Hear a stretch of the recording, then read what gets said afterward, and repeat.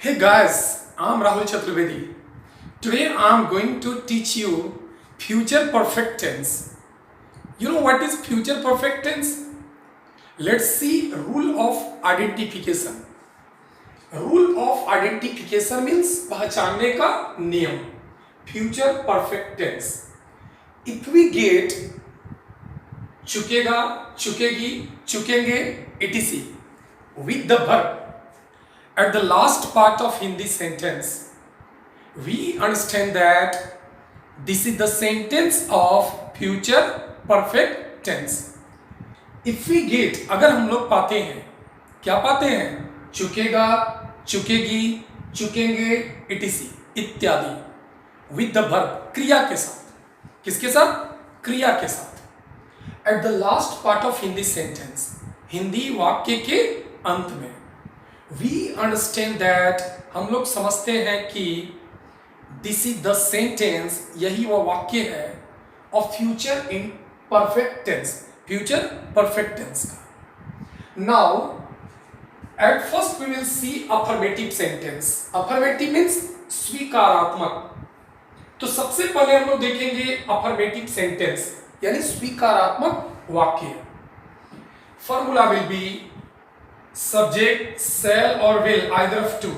shall और will दो में से कोई एक लगाएंगे, plus have plus V3 plus object. V3 means past participle, third form of verb. Listen, with the I and V will use shall. I और V के साथ shall लगाएंगे. He, she, it, name, they और you के साथ हम लोग will लगाएंगे. क्लियर? नाउ अफर्मेटिव सेंटेंस, स्वीकारात्मक वाक्य. फॉर एग्जाम्पल, वह एक कहानी लिख चुकेगा. ही के साथ क्या लगाएंगे? विल. ही के साथ क्या लगाएंगे? विल. तो हो जाएगा he will have written a story. Next, मैं तुम्हें पढ़ा चुकूंगा. I shall have taught you. तुम बोल चुकोगे. You will have spoken. वह देख चुकेगा. He will have seen, etcetera. Now negative sentence. In negative sentence formula will be subject shall will not plus have plus V3 plus object. जब आप negative में चलोगी तो शैल नॉट और will not हो जाएगा. तो शैल नॉट को आप चाहें तो शॉर्ट में क्या बोल सकते हैं? शांट. और विल नॉट को ओंट. यानी शैल नॉट को शॉर्ट में शांट बोलेंगे और विल नॉट को शॉर्ट में ओंट बोलेंगे. यानी बनेगा शांट है और ओंट है. जैसे कि अगर हो कि वह एक कहानी नहीं लिख चुकेगा. He won't have written a story. तुम नहीं पढ़ा चुकोगे. तुम नहीं पढ़ा चुकोगे. You won't have taught. मैं तुम्हें नहीं पढ़ा चुकूंगा. I shan't have taught you, etc. Now, in interrogative sentence, like all tenses, what you have to do? सभी टेंस के जैसा आपको क्या करना है? Subject will go after helping verb. If we get क्या in the beginning of Hindi sentence, अगर हिंदी वाक्य के शुरुआत में हमें क्या मिल जाए तो shall और will को पहले लगाएंगे, उसके बाद subject, have, V3 object, eventually question mark. यानी हिंदी में क्या पहले हो तो शैल विल पहले लगाएंगे. आई और वी के साथ शैल को पहले लगाएंगे and with the rest all बाकी सबके साथ विल को पहले लगाएंगे.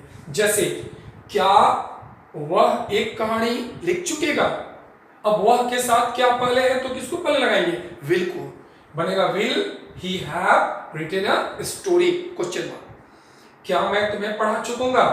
शैल I have taught you question mark. In a special interrogative, what you have to do, guys? In a special interrogative, if we get any question word at the mid part of Hindi sentence, in such a circumstance, question word is used first.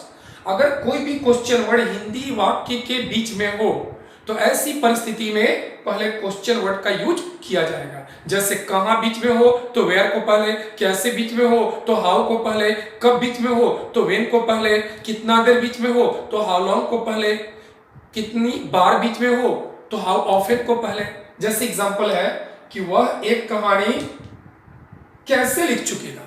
अब question word कैसे है तो how को पहले लगा देंगे, how will he have written a story. यानी कि यहां पे क्वेश्चन वर्ड हो जाएगा, फिर सेल विल, उसके बाद सब्जेक्ट होगा।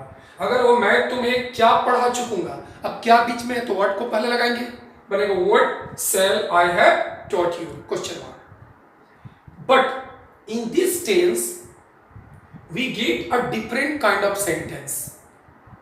To provide separate name, I am to call it VBI sentence. तो इस टेंस में हम लोग को एक अलग तरह का सेंटेंस मिलता है, तो एक अलग नाम देने के लिए हमने उसको क्या कर दिया, VBI सेंटेंस। देखो VBI सेंटेंस क्या होता है, सबसे पहले you have to use future perfect, then after you will have to use before and eventually you will have to use present indefinite. देखिए I am going to explain. Future perfect means subject, shall will have, V3 object, then after before, and present indefinite you have read in the previous video. Subject V1 और V5, V5 means verb plus s और es plus object. यानी सबसे पहले future perfect की sentence लगाएंगे, उसके बाद before लगाएंगे, उसके बाद प्रेजेंट इंडेफिनिट की सेंटेंस लगाएंगे। जैसे मेरे बोलने से पहले वह लिख चुकेगा। अब इसमें सबसे पहले कौन सी सेंटेंस है, फ्यूचर परफेक्ट। और फ्यूचर परफेक्ट की आइडेंटिफिकेशन अभी अभी हमने आपको बताया, क्या मिलेगा, वह लिख चुकेगा। तो पहले हमें बनाना है वह लिख चुकेगा को इस फॉर्मूला से, वह का ही, उसके बाद विल हैव रिटेन, बन गया वह लिख चुकेगा, वी हैव चेंज, वह लिख चुकेगा। उसके बाद क्या लगाओगे, बिफोर,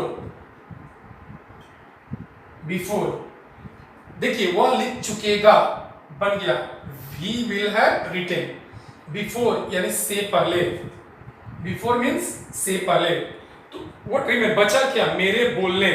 अब मेरे बोलने का ये प्रेजेंट इंडेफिनिट से बनेगा, आई स्पीक। देखो गाइस आपको करना क्या है कि सेकेंड वाले पार्ट को पहले आपको लगाना है फ्यूचर परफेक्ट के अनुसार चेंज करना है, और उसके बाद फर्स्ट वाले पार्ट को प्रेजेंट इंडेफिनिट के अनुसार चेंज करना है, और बीच में बिफोर लगाना है। जैसे तुम्हारे सोचने से पहले वह जा चुकेगा, तो पहले फ्यूचर परफेक्ट को लगाइए ना कि वह जा चुकेगा, ही विल हैव गॉन। उसके बाद बिफोर, अब बना तुम्हारे सोचने, इसको प्रेजेंट इंडेफिनिट से बनाइए, you think, he will have gone before you think.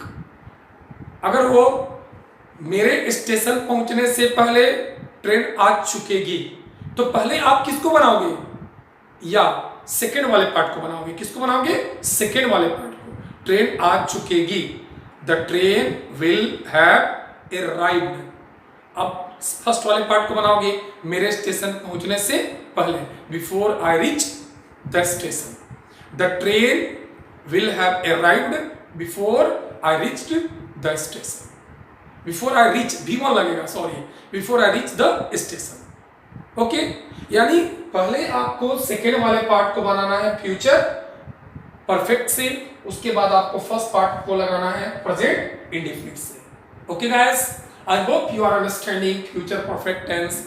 So if you like it, please share, subscribe, and you can write in comment box also if you feel any problem. Thank you. Bye bye.